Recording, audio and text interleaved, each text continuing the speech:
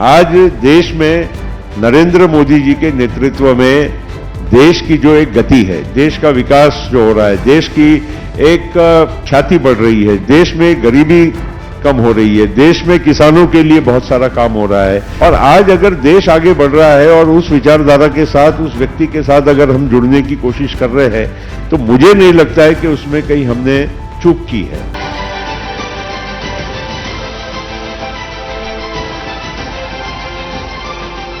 नमस्कार, ABP news पर हाजिर हूं मैं रुमाना इसाक खान। शिखर सम्मेलन का ये मंच जहां एक के बाद एक राजनीति के दिग्गज आ रहे हैं और अब बेहद खास मेहमान, जिन मेहमान को मैं अब आमंत्रित करने वाली हूं इस मंच पर, उनके बारे में देखिए, राष्ट्रवादी कांग्रेस पार्टी से आते हैं वो।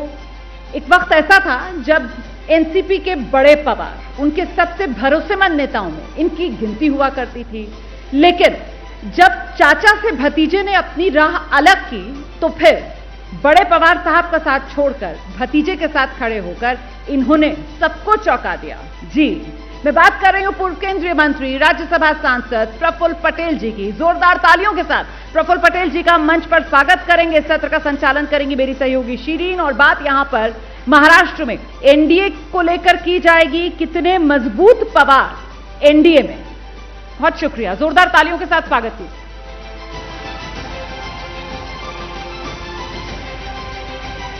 शिखर सम्मेलन के इस मंच पर बहुत स्वागत करती हूं आपका प्रफुल्ल पटेल साहब। और क्योंकि इस सेशन का नाम ही है कि पवार कितने पावरफुल, हालांकि पवार के अब 2 पावर सेंटर महाराष्ट्र में हो गए हैं।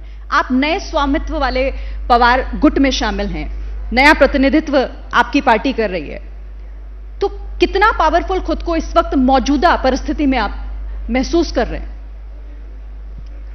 ऐसा है कि ये बात भी सही है कि बहुत सालों तक सबने मुझे शरद पवार जी के साथ हमेशा दाहिने या बाएं उनका देखा। बिल्कुल।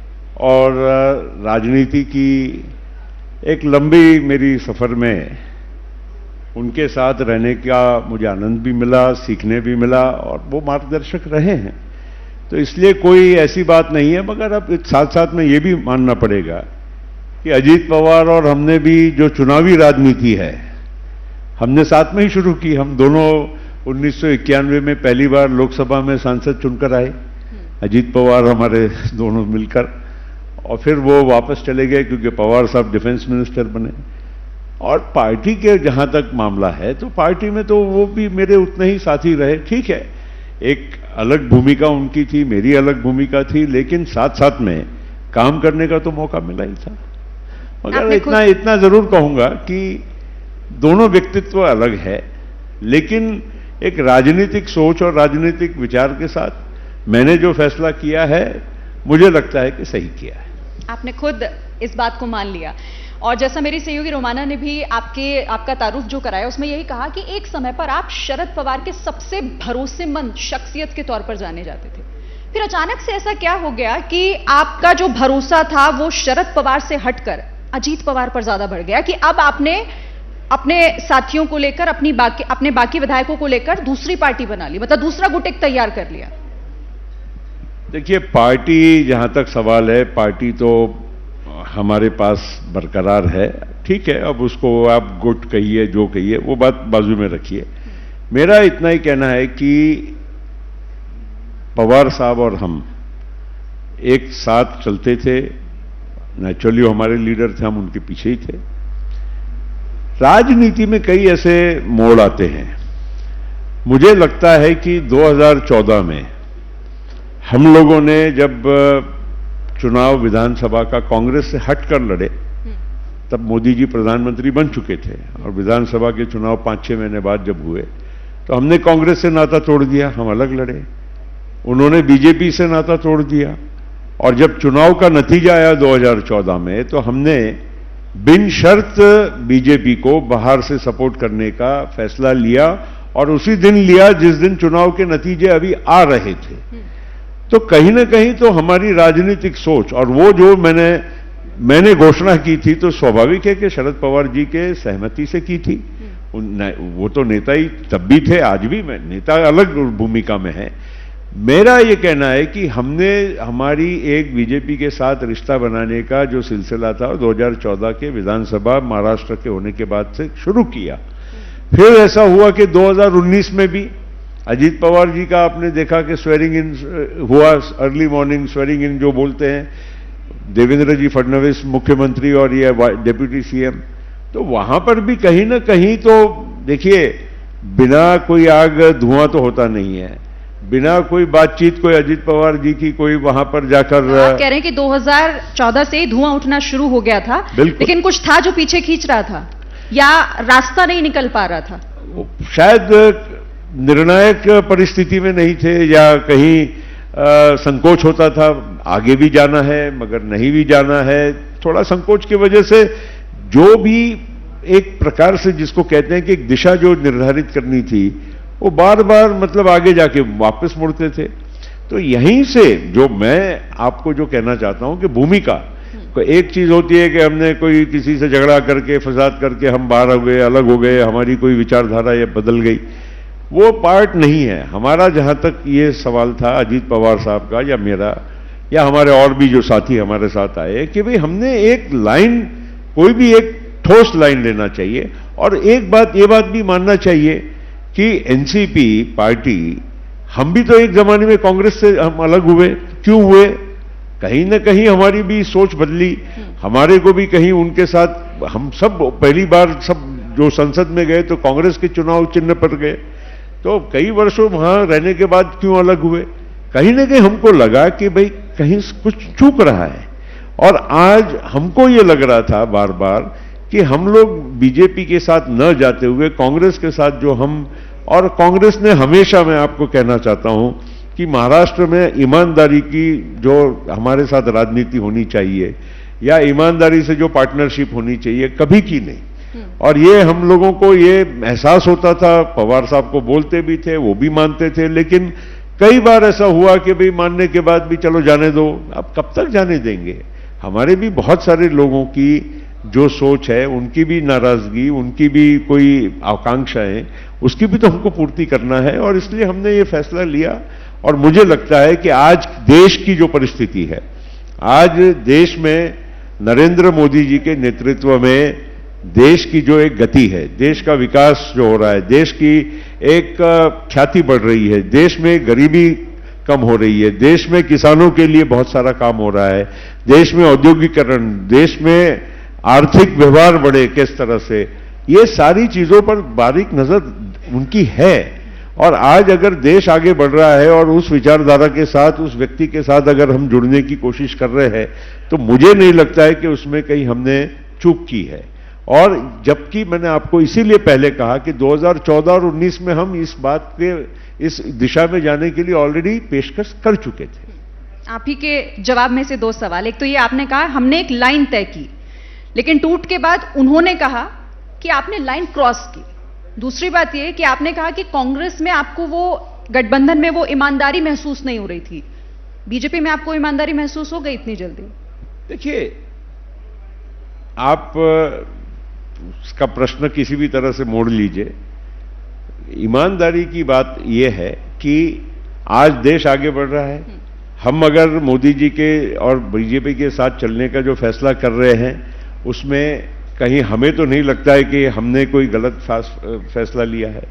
और जहां तक बीजेपी का सवाल है, जो भी बात आज तक हमारे साथ, जो भी हम लोगों ने आपस में, स्वाभाविक है राजनीतिक दल है, आपस में बातचीत करना ही पड़ता है, कोई गठबंधन ऐसे ही नहीं हो जाते, प्राकृतिक थोड़ी चर्चाओं के बाद होते हैं। और उसमें आज तक हमें कहीं भी कोई भी बात ऐसी नहीं लगी है कि जहां पर हम बातचीत नहीं कर सकते और उसमें से रास्ता नहीं निकाल सकते। ठीक है। अच्छा, अब एक और सवाल मेरा, कथित एविएशन स्कैम में आप लोगों को राहत मिली है, सीबीआई ने क्लोजर रिपोर्ट दाखिल कर दी है। जाहिर है आप लोगों के लिए राहत की बात, लेकिन आप ही के पुराने साथी जो आपके साथी रह चुके हैं, लेकिन अब मैं उन्हें पुराना कह रही हूं, क्यों कह रही हूं आप समझ रहे होंगे, उनका यह कहना है क्योंकि अब वो बीजेपी की वॉशिंग मशीन में जा चुके हैं तो दाग अच्छे हैं, दाग धुल गए हैं। ये सब लोगों को, ये सभी के लिए लागू होता है, ये जरा कहीं ना कहीं चिंतन करना चाहिए। और आपने अच्छा है पूछ लिया, क्योंकि जो क्लोजर रिपोर्ट की बात अभी आप कर रहे हैं, पहले उसमें जरा आप लोग अध्ययन तो करिए कि मेरा नाम कभी था क्या उसमें।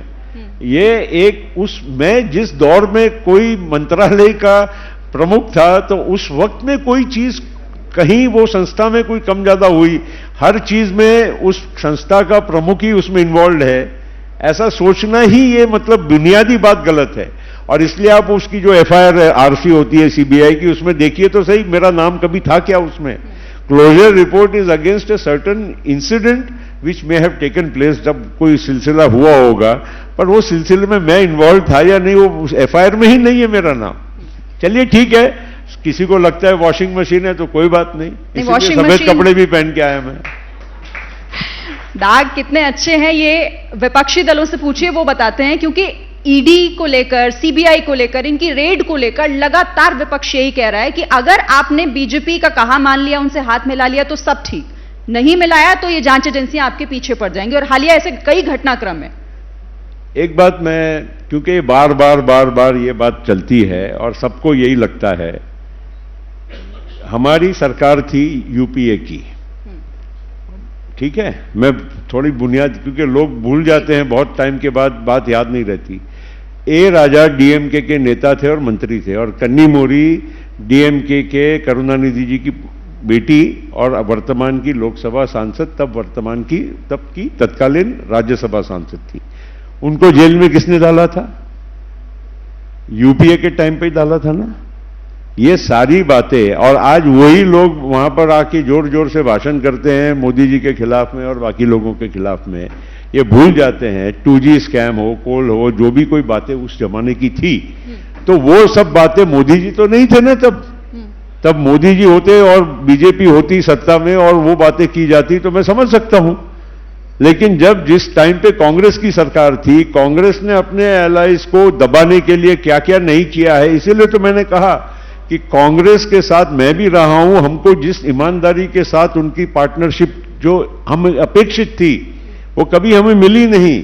मुझे बहुत सारे किस्से मालूम है, लेकिन कुछ चीजें अब गुलदस्ते में ही रहने देना पड़ता है। क्या है कि हर चीज अब जाहिर करने से भी कोई मतलब नहीं है। लेकिन ये वॉशिंग मशीन, ये एक प्रकार से एक पैटर्न बन गया है। बहुत सारी चीजें ऐसी भी हो रही है, मोदी जी के वजह से आज देश में एफिशिएंसी आई है, ट्रांसपेरेंसी आई है, ऑनेस्टी ज्यादा दिखती है आपको हर चीज में, काम समय पे होते हैं, सरकार के काम, हम भी सरकार में रहे हैं और मुझे मालूम है कि सरकार में जो भी कई गतिरोध आते हैं उसको किस बाखूबी के साथ आज की सरकार और मोदी जी के नेतृत्व में वो काम होते हैं। ये वॉशिंग मशीन सवाल जो है वो इसलिए भी और ज्यादा मजबूत हो जाता है क्योंकि अगर मैं महाराष्ट्र की बात करूं, आप वहीं से आते हैं, गोंदिया जिले को आप का प्रतिनिधित्व करते हैं। महाराष्ट्र में बीते 2 सालों में हमने 2 पार्टियों को टूटते हुए देखा और दोनों ही टूट अब आपके साथ हैं, एक शिंदे गुट और एक आप अजीत पवार गुट। तो ऐसा बीते 2 सालों में क्या हो गया कि 2 बड़ी पार्टियां जिनके बारे में सोचना मुश्किल था कि कभी इस कगार पर आ जाएंगी, आज 2 धड़े में 2 फाड़ हो चुकी हैं। देखिए, जहां तक शिंदे साहब का सवाल है वो तो उनसे आप पूछिए, मगर मैं एक आपको एनालिसिस करके तो बता सकता हूं कि जिस तरह से उद्धव जी जब मुख्यमंत्री थे, वो तो एक प्रकार से सौभाग्य था उनके लिए, मतलब देश के लिए, लोगों के लिए नहीं बोल रहा हूं, कि कोविड आ गया और उस वक्त उनको 2 साल बड़े आराम से उनका जो स्टाइल और शैली के आधार पर उनका काम निकल गया, समय बीत गया। वरना वहां के उनके ही पार्टी के एक एमएलए से आप पूछिए, वो अपने कॉन्स्टिट्यूंसी के काम लेकर या कोई भी सार्वजनिक काम लेकर उनके पास जाते थे तो कितनी बार उनको मिलने का मौका मिलता था, कितने काम वो अपने लोगों के लिए करते थे। मैं गलत काम की बात नहीं बोल रहा हूं, जो एक जनप्रतिनिधि का काम तो होता है ना कि भाई अपनी बात को लेकर अपने वरिष्ठों के पास जाए। मुख्यमंत्री तो हमारी व्यवस्था में मुख्यमंत्री अपने राज्य का बहुत अहम व्यक्ति होता है, मुखिया तो है ही, लेकिन इवन एडमिनिस्ट्रेटिवली बहुत अहम होता है। तो उसके पास जाना, उनसे काम कराना, लोग उनके उस शैली से काफी परेशान थे और इसीलिए मुझे लगता है कि शिंदे जी ने ये फैसला लिया। जहां तक हमारी बात है, मैं तो आपको पहले ही बोल चुका हूं कि हमारी बुनियादी बात कोई शरद पवार जी के साथ कोई व्यक्तिगत मतभेद की बात नहीं थी, एक पॉलिटिकल लाइन बार बार हम बदलते रह गए और उसके वजह से हमारे लोग भी परेशान रहे। ठीक है। ये हमारी बिल्कुल एक भूमिका बहुत स्पष्ट रही है और उस पर हम लोग आगे बढ़ना चाहते थे और हमें मोदी जी जैसा आज नेतृत्व देश को, मैं आपको सही बता रहा हूं, देखिए बहुत सारी बातें प्रचार होता है, अपप्रचार होता है, खैर चुनाव आएंगे, चुनाव में अपने अपने लोगों को वोट डालने का अधिकार है इस हमारे देश में। साथ साथ में मैं कहूंगा कि एक दौर आता है किसी भी मुल्क के एक इतिहास में, और वो दौर आज जो हमारे पास आज है, जो मौका मिला है, इसे हमें गंवाना नहीं चाहिए। ये मुल्क को मेक और ब्रेक का एक मौका दौर आया है, और ये मुल्क को एकदम, अगर ये दौर से हम अगर गुजर गए और अच्छे से गुजर गए तो एकदम रॉकेट की तरह हमारा मुल्क विकास की ओर जाएगा। ये हम लोगों को बहुत महसूस करने की जरूरत है, बहुत जरूरी है। प्रफुल्ल जी, आपने कहा हमें आगे बढ़ना था, हम बढ़ गए। आपने पार्टी तोड़ ली, आप 40 विधायकों के साथ चले गए तोड़ी दूसरी नहीं, तरफ। पार्टी में टूट हो गई। चलिए, साथ मैं अपना शब्द करेक्ट कर देती हूँ, पार्टी में टूट हो गई, दो फाड़ हो गए।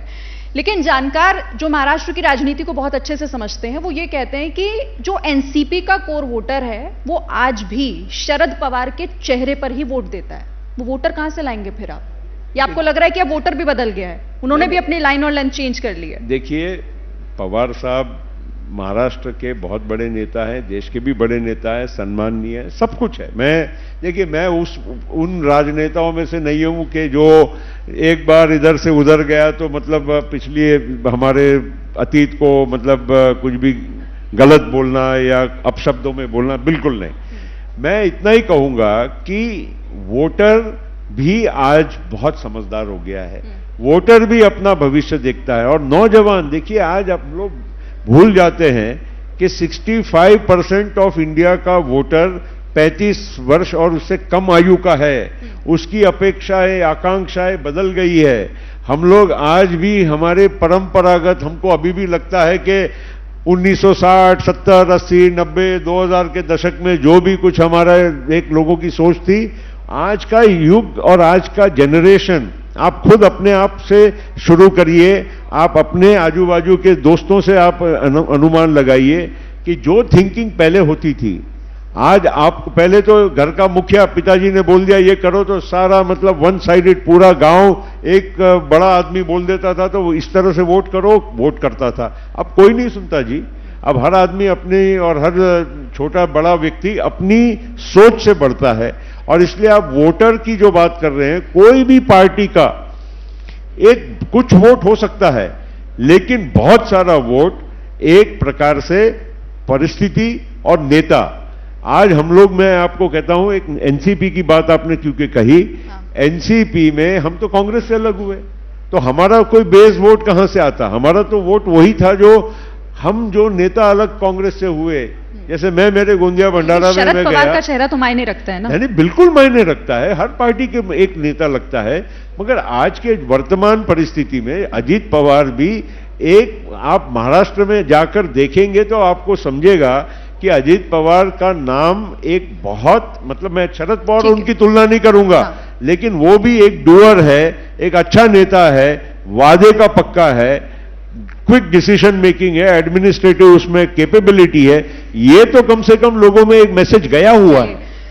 आप जो कह रहे हैं, अब देखते हैं कि वोटर वो कितना समझ पाता है, उसके लिए हम थोड़ा इंतजार करेंगे। अब मेरा एक आखिरी सवाल है, क्योंकि अब आप गठबंधन में हैं और जिस तरीके से बहुत तेजी से आगे चीजें बढ़ भी रही हैं, महाराष्ट्र में आप क्या देख रहे हैं? नतीजा क्या होगा लोकसभा चुनावों का?